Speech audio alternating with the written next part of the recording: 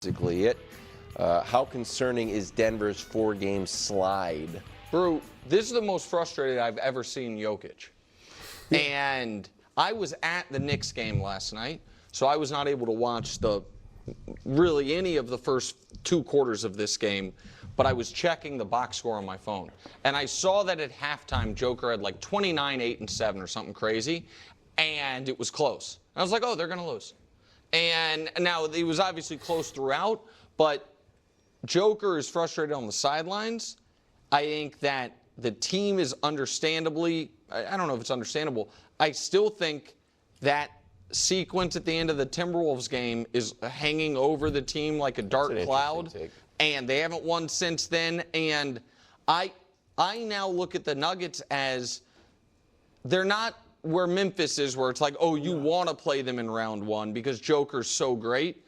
But man, oh man, when you're stacking up Western Conference teams, if Memphis is your first pick of who you want to play in round 1, these guys might be your second.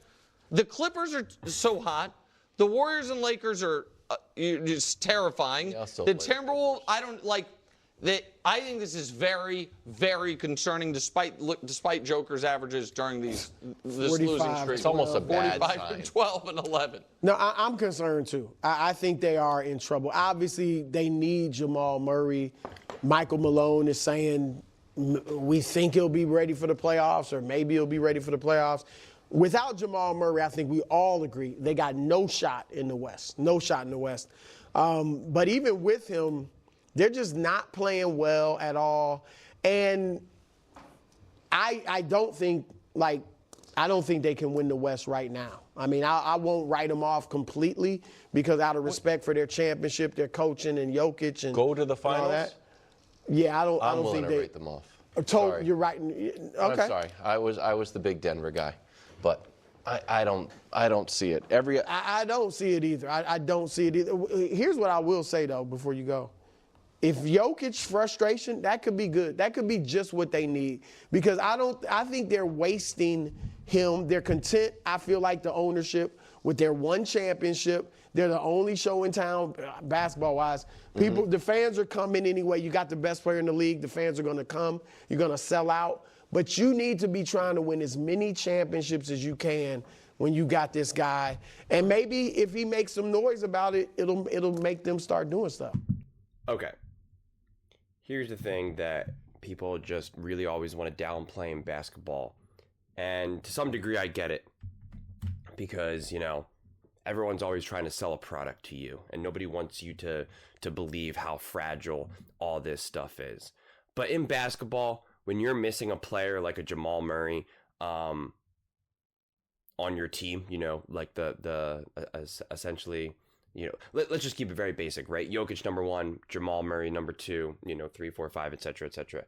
When you're missing your number 2, or heck, even your number 3, your chances of being able to compete at a high level and also beat the other top teams, it's just slim to none, man. There is a reason why these players make as much money as they make. One, it's because obviously it's significantly smaller teams, right? You only have so many guys on a basketball team relative to, say, a football team. But also the level of talent.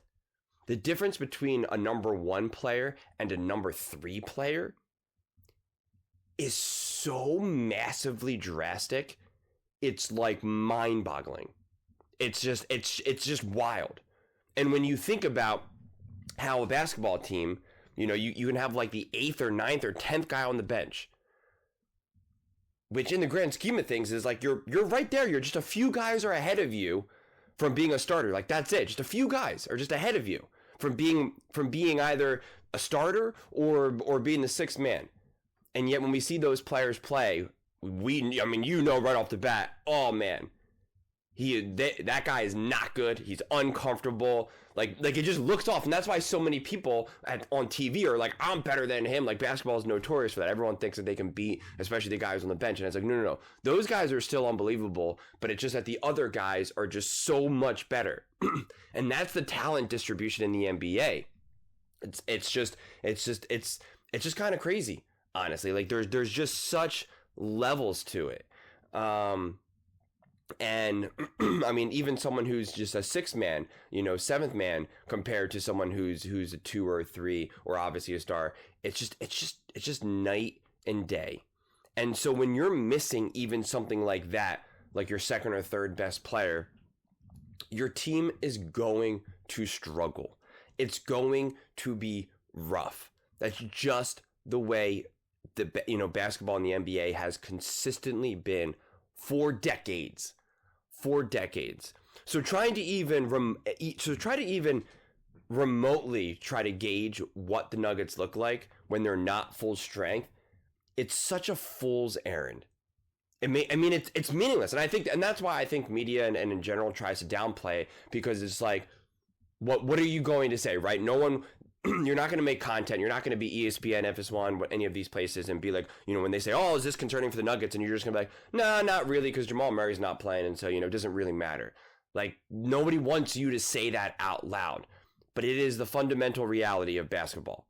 It is just like, we know that. There's a reason why someone like LeBron, look no further than LeBron James, man. There's a reason why LeBron James is like, I got to go to Miami. Give me, I need Chris Bosh and Dwayne Wade. And then when he gets to, Cleveland, he's like, I need, Kevin Love, and I need, Kyrie. And then it's like, okay, now I'm going to go to LA. And it's like, oh, I need Anthony Davis. I need AD. And then it's like, now AD leaves. And he's like, I need Luka. Like, they always need a collection of people. Of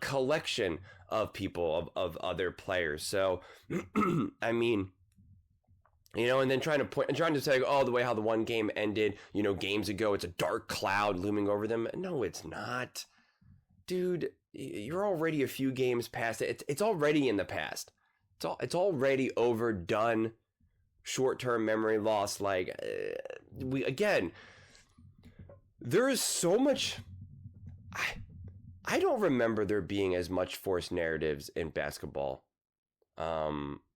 Maybe just because I'm still coming off of the intensity of the NFL season. And don't get me wrong, there's also a degree of forced narratives there. But I still think, though, that with football, because of the intensity of week to week to week, maybe any forced narratives, they disappear so quickly, right? If you're like, oh man, defense is in trouble for, the Eagles or whatever, and then like the next week they shut down another team, and then it's just like, that forced narrative maybe just like vanishes a little bit, or just maybe because there's so many other football teams to really dig, to really talk about, that you can't lean, you don't need to use a forced narrative as much to sell the content as a whole, maybe.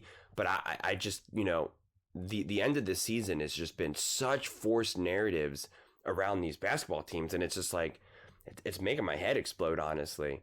I mean, the other thing is that like at the end of the season, and this is what I keep talking about for all my takes, for whether I'm talking about the Warriors, OKC, the Lakers, etc. Like, yes, these guys are playing for something, especially even the Thunder, like especially considering where the seeding is and all of that. And I get that, but everyone still knows that it's not. Everyone knows that it's the playoffs right around the corner. They all know that. They all feel that. They all sense that. And this right now is some of the hardest basketball to play right now, because you're like, we're playing real hard, but we also know it's not the playoffs. Like, there's just like, it's just like kind of like a stop and start thing, right? Like you have someone like a Jamal Murray who's kind of like, all right, I gotta rest up, like you got other players who are maybe a little bit banged up, and they're like, again, playoffs are right around the corner. I'm going to take it a little bit easier, even though some of these games are important, but we're not going to risk it all. Like it's a tricky time, which is why the NBA kind of started the whole play-in tournament, because during this time, basketball notoriously was just kind of like, nah, whatever. It really just became a whatever time. And the people are like, it doesn't really matter if I'm the 6th seed or the 7th seed. And they're like, I don't really know how much home court advantage really matters in a 7-game series. Like, you had people who were just kind of like, nah, whatever. And that's why they're like, no, we got to change this, because these last, handful of games in the NBA are just like garbage games. Nobody seems to care, even though it seems to kind of matter with seeding and home court advantage and et cetera, and they just don't seem to care. And so you still have some of that effect. Again, it's changed a little bit with the play-in tournament, but it's still kind of, tricky. So, you know, to kind of use the last 5-6 games of a season, you know, during this time, it's just too specific of a window of time. It's just too specific of a part of an NBA season. And again, I get why nobody wants to really talk about that or say that out loud, because it's just like, you know, you by definition, you're saying the quiet part out loud, right? You're just like, oh, well, you know, who cares about the Nuggets if Jamal Murray's not there? And it's just like, yeah, but like, what about all these other games? And it's like, there's not really much to kind of take away. Yeah, but like, you know, Jokic, he's really upset. And it's like, well, yeah, because his team's not complete right now. Yeah, but what does this mean for the playoffs? Well, if Jamal Murray is going to play in the playoffs, then these games mean 1,000% nothing, because they're going to be a different team and play differently when Jamal Murray's there. Like, so it's just like, you can just disarm like every single game, every single take, and nobody wants that, right? The whole name of the game is to just be like, this matters so much. You know, they want to takes like, this is a big deal. Denver Nuggets, they're really spiraling, like everything's out of control. Like, what are they going to do? Jokic is playing so great, but it's still not enough. And it's just like, that's the takes that they want. And it's just like, yeah, those takes exist, but it's not really close to the reality of the story, you know? It just doesn't matter as much. So I think in sports like football, to a degree, you can work around some injuries more. You can change game plans in a way that could really benefit you.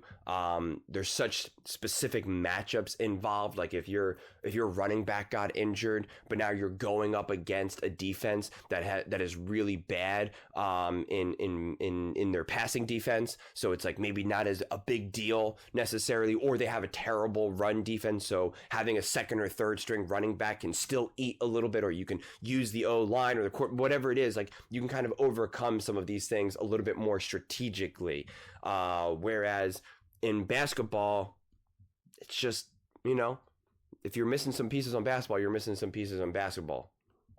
It's just, you know, very rarely can other guys on the team rise up to meet the occasion. And can they do it for a game or two? Sure. Can they do it throughout an entire 7-game series or throughout an entire playoff run? Incredibly rare / pretty much non-existent. Especially if you're asking like a 4 or a 5 or a 6 to step up and be like a 2 or a 3 for like 15 games in a play, you know, in a run. Just doesn't happen. But those are just my thoughts. I'd absolutely love to hear yours. What do you guys all think about the Denver Nuggets? How concerning is this 4-game losing streak for them? Let me know in the comments below. I read every single comment, so whether you agree with me or disagree with me, either way, let's get in some discussions, let's get in some fights, but ultimately, let's just have some fun. And please do consider subscribing. We are building an amazing community here, and absolutely love to see you part of it. I want to build something that we all genuinely feel connected to, something that we're really excited to be part of. I think we're well on our way to doing it. And please don't forget to give this video a thumbs up, as it really does help the visibility and the algorithm. Thank you so much. See you next time.